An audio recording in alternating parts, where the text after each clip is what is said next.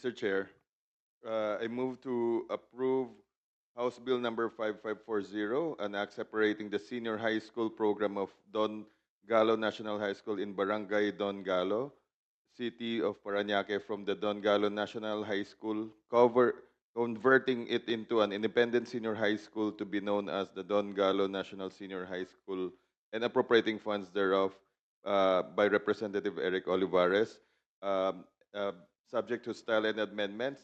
And I move for the approval of the committee report also. I so move, Mr. Chair.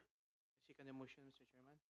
There's a motion by our Vice Chairperson of this committee, the gentleman from the 1st District of the City of Valenzuela, that we approve House Bill number 5540 together with its committee report, duly seconded by the gentleman from the 3rd District of South Cotabato, the Honorable Dibo Estuan. Is there any objection? Chair, hearing none. Same is approved. Congratulations, Ma'am Aguinaldo, Ma'am Torrecampo, and of course to the Honorable Olivares.